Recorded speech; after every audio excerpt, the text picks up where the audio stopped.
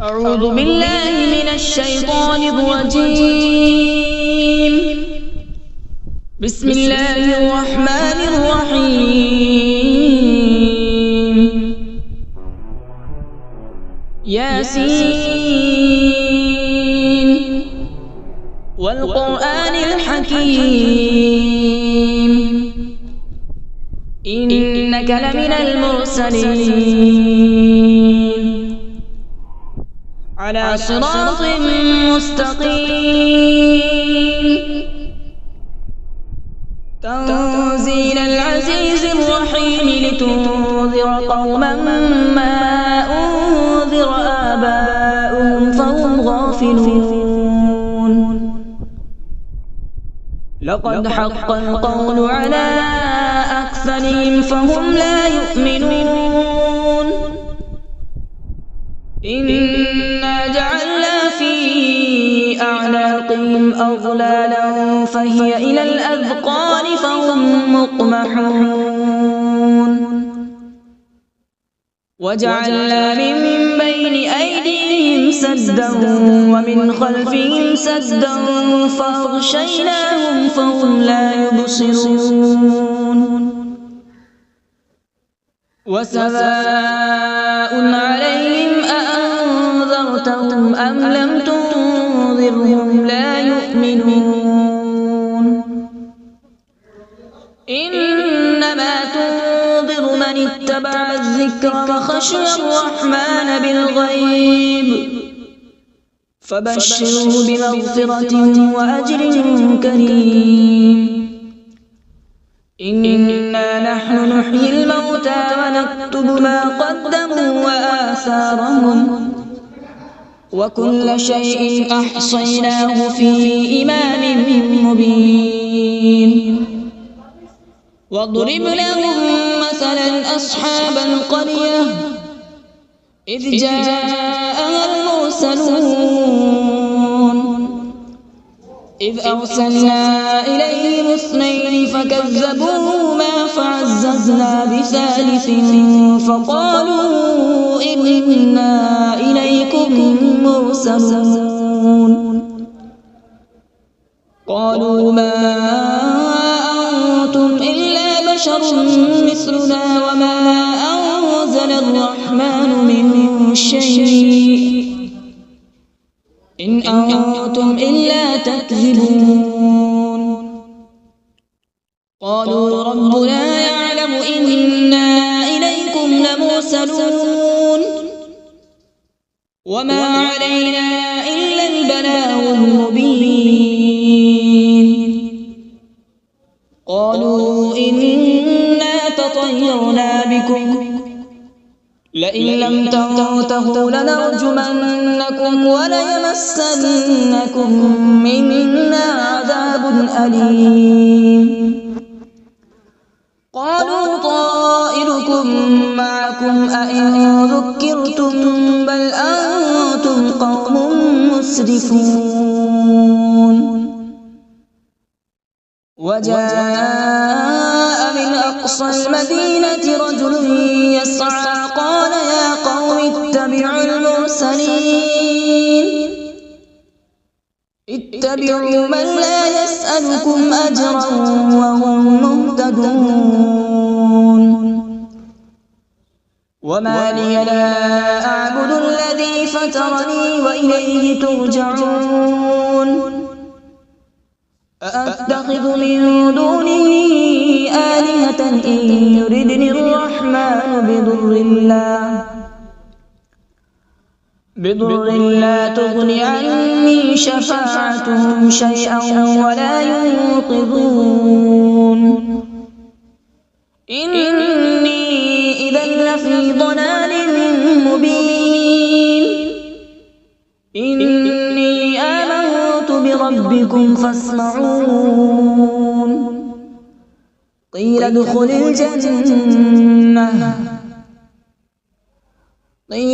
الجنة قال يا ليت قومي يعلمون. بما غفر لي ربي وجعلني من المكرمين. وما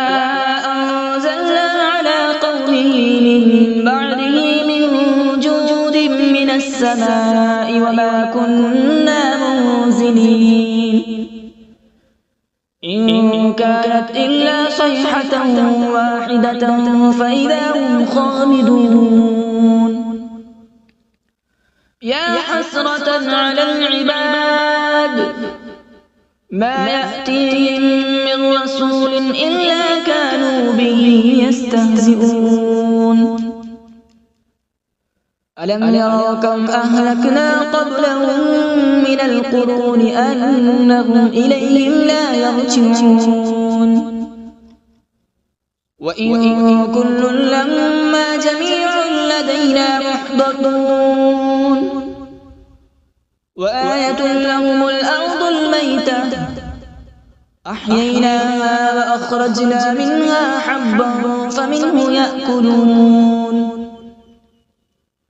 وجعلنا فيها جنات من نخيل وأعناب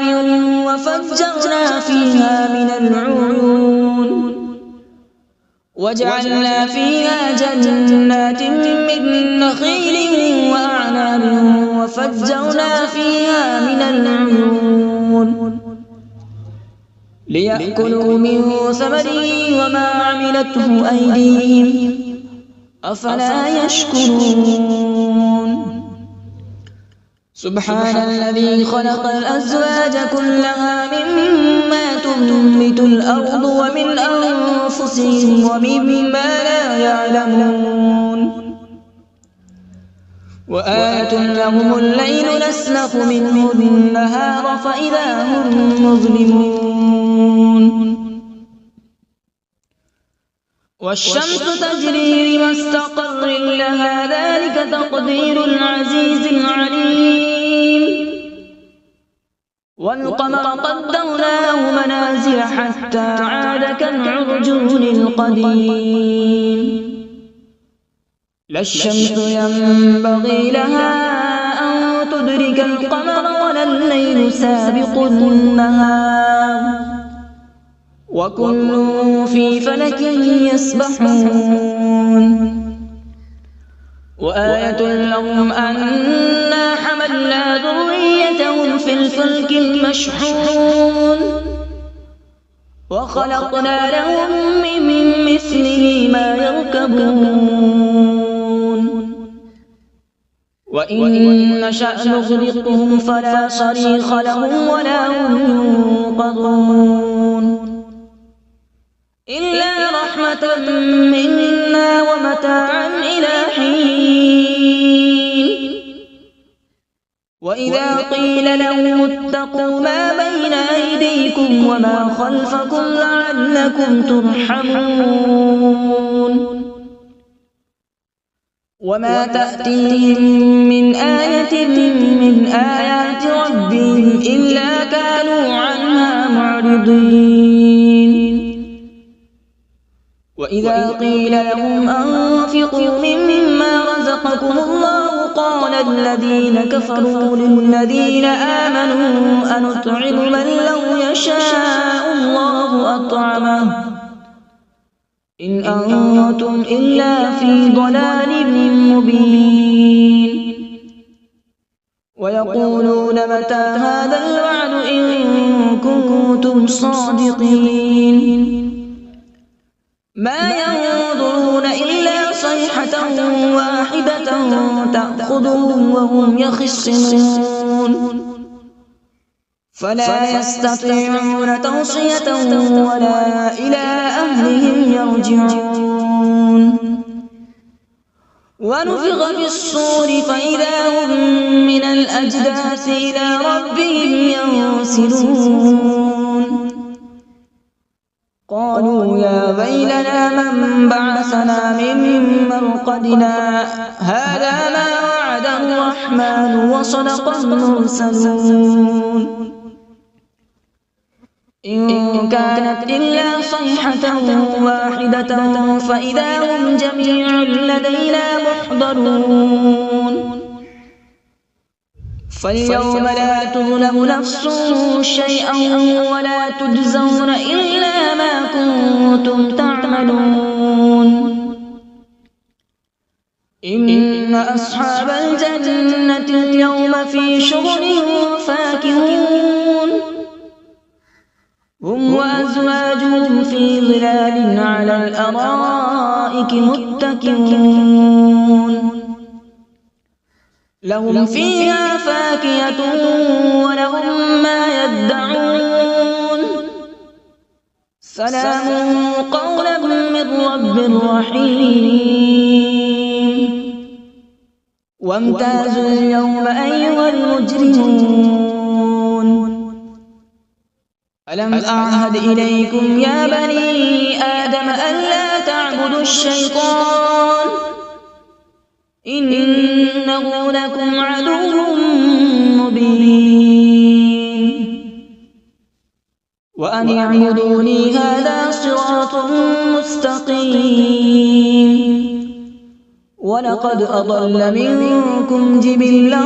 كثيرا أفلم تكونوا تعقلون هذه جهنم التي كنتم توعدون اصلوها اليوم بما كنتم تكفرون اليوم نختم على أفواههم وتكلمنا أيديهم وتشهد أرجلهم بما كانوا يكسبون ولو نشاء لطمسنا على أعينهم فاستبقوا الصراط فأنى يبصرون ولو نشاء لمسخناهم على مكانتهم فما استطاعوا مضيا ولا يرجعون ومن نعمره ننكسه في الخلق أفلا يعقلون وما علمناه الشعر وما ينبغي له إن هو إلا ذكر وقرآن مبين لينذر من كان حيا ويحق القول على الكافرين أولم يروا أنا خلقنا لهم مما عملت أيدينا أنعاما فهم لها مالكون وذللناها لهم فمنها ركوبهم ومنها يأكلون ولهم فيها منافع ومشارب أفلا يشكرون واتخذوا من دون الله آلهة لعلهم ينصرون لا يستطيعون نصرهم وهم لهم جند محضرون فلا يحزنك قولهم إنا نعلم ما يسرون وما يعلنون أولم ير الإنسان أنا خلقناه من نطفة فإذا هو خصيم مبين وضرب لنا مثلا ونسي خلقه قال من يحيي العظام وهي رميم قل يحييها الذي أنشأها أول مرة وهو بكل خلق عليم الذي جعل لكم من الشجر الأخضر نارا فإذا أنتم منه توقدون أوليس الذي خلق السماوات والأرض بقادر على أن يخلق مثلهم بلى وهو الخلاق العليم إنما أمره إذا أراد شيئا أن يقول له كن فيكون فسبحان الذي بيده ملكوت كل شيء وإليه ترجعون أعوذ بالله من الشيطان الرجيم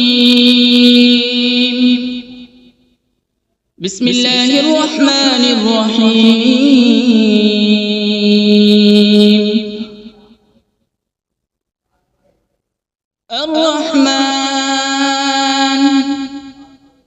علم القرآن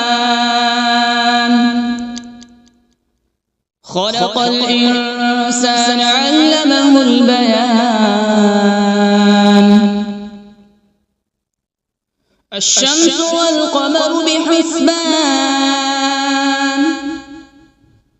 والنجم والشجر يسجدان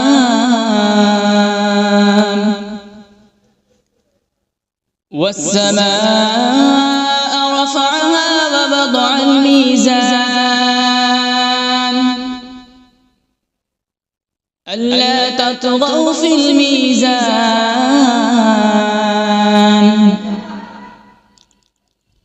وأقيموا الوزن بالقسط ولا تخسروا الميزان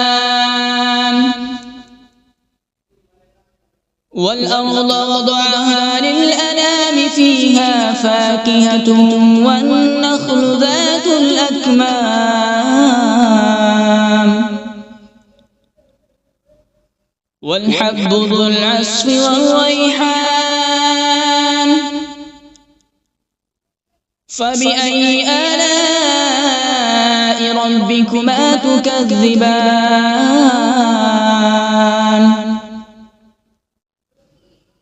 خلق الإنسان من صلصال كالفخار وخلق الجان من مارج من نار فبأي آلاء ربكما تكذبان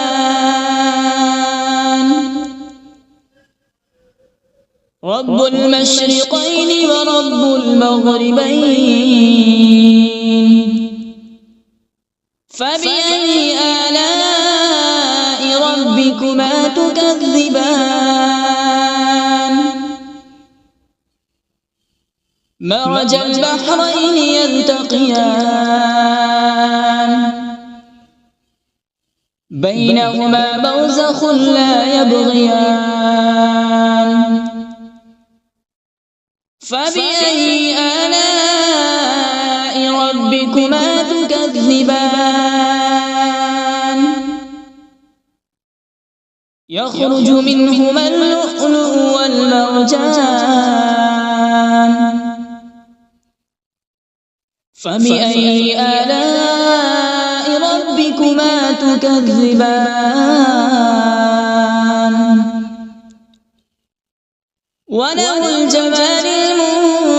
المنشآت في البحر كالأعلام فبأي آلاء ربكما تكذبان كل من عليها فان ويبقى وجه ربك ذو الجلال والإكرام فبأي آلاء ربكما تكذبان يسأله من في السماوات والأرض كل يوم هو في شأن فبأي آلاء ربكما تكذبان سنفرغ لكم أيها الثقلان فبأي آلاء ربكما تكذبان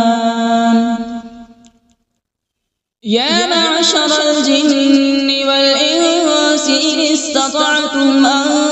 تنفذوا من أقطار السماوات والأرض فانفذوا لا تنفذون إلا بسلطان فبأي آلاء ربكما تكذبان يرسل عليكما شواظ من نار ونحاس فلا تنتصران فبأي آلاء ربكما تكذبان فإذا انشقت السماء فكانت وردة كالدهان فبأي آلاء ربكما تكذبان فيومئذ لا يسأل عن ذنبه إنس ولا جان فبأي آلاء ربكما تكذبان يعرف المجرمون بسيماهم فيؤخذ بالنواصي والأقدام فبأي آلاء ربكما تكذبان هذه جهنم التي يكذب بها المجرمون يطوفون بينها وبين حميم آن فبأي آلاء ربكما تكذبان ولمن خاف مقام ربه جنتان فبأي آلاء ربكما تكذبان ذواتا أفنان فبأي آلاء ربكما تكذبان فيهما عينان تجريان فبأي آلاء ربكما تكذبان فيهما من كل فاكهة زوجان فبأي آلاء ربكما تكذبان متكئين على فرش بطائنها من استبرق وجنى الجنتين دان فبأي آلاء ربكما تكذبان فيهن قاصرات الطرف لم يطمثهن إنس قبلهم ولا جان فبأي آلاء ربكما تكذبان كأنهن الياقوت والمرجان فبأي آلاء ربكما تكذبان هل جزاء الإحسان إلا الإحسان فبأي آلاء ربكما تكذبان ومن دونهما جنتان فبأي آلاء ربكما تكذبان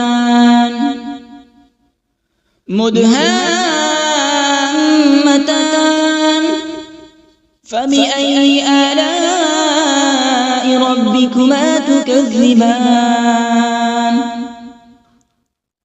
فيهما عينان نضاختان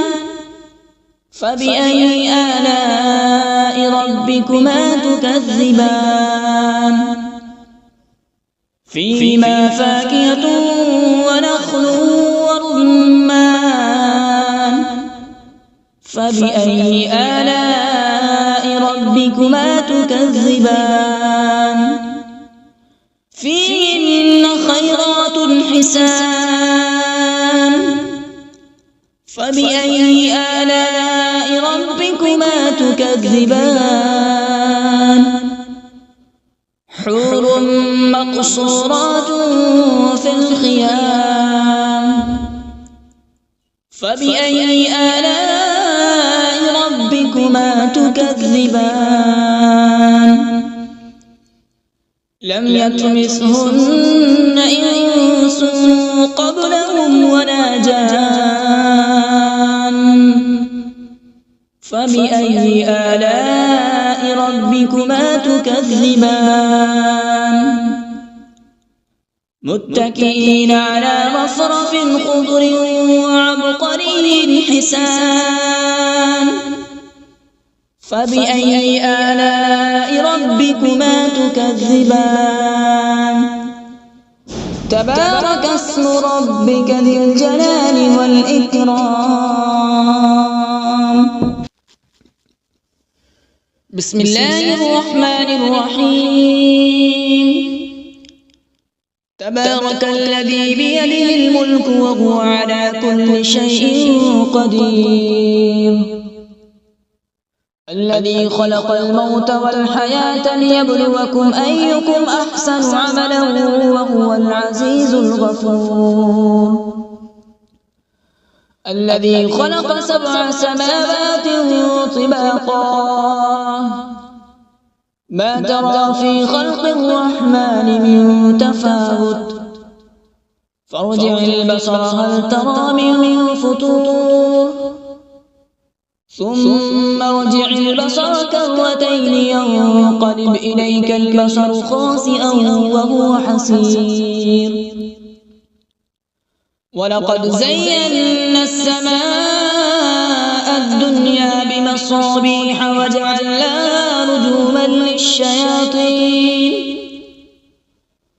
رجوما للشياطين وأعتدنا لهم عذاب السعير وللذين كفروا بربهم عذاب جهنم وبئس المصير إذا ألقوا فيها سمعوا لها شهيقا وهي تفور تكاد تميز من الغيظ كلما ألقي فيها فوج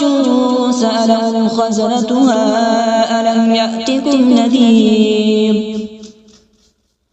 قالوا بلى قد جاءنا نذير فكذبنا وقلنا ما نزل الله من شيء إن أنتم إلا في ضلال كبير وقالوا لو كنا نسمع أو نعقل ما كنا في أصحاب السعير فاعترفوا بذنبهم فسحقا لأصحاب السعير إن الذين يخشون ربهم بالغيب لهم مغفرة وأجر كبير وأسروا قولكم أو اجهروا به إنه عليم بذات الصدور ألا يعلم من خلق وهو اللطيف الخبير هو الذي جعل لكم الأرض ذلولا فامشوا في مناكبها وكلوا من رزقه وإليه النشور أأمنتم من في السماء أن يخسف بكم الأرض فإذا هي تمور أم أمنتم من في السماء أن يرسل عليكم حاصبا فستعلمون كيف نذير ولقد كذب الذين من قبلهم فكيف كان نكير أولم يروا إلى الطير فوقهم صافات ويقبض ما يمسكون إلا الرحمن إنه بكل شيء بصير أمن هذا الذي هو جند لكم ينصركم من دون الرحمن إن الكافرون إلا في غرور أمن هذا الذي يرزقكم إن أمسك رزقه بل لجوا في عتو ونفور أفمن يمشي مكبا على وجهه أهدى أمن يمشي سويا على صراط مستقيم قل هو الذي أنشأكم وجعل لكم السمع والأبصار والأفئدة قليلا ما تشكرون قل هو الذي ذرأكم في الأرض وإليه تحشرون ويقولون متى هذا الوعد إن كنتم صادقين قل إنما العلم عند الله وإنما أنا نذير مبين فلما رأوا زلفة سيئت وجوه الذين كفروا وقيل هذا الذي كنتم به تدعون قل أرأيتم إن أهلكني الله ومن معي أو رحمنا فمن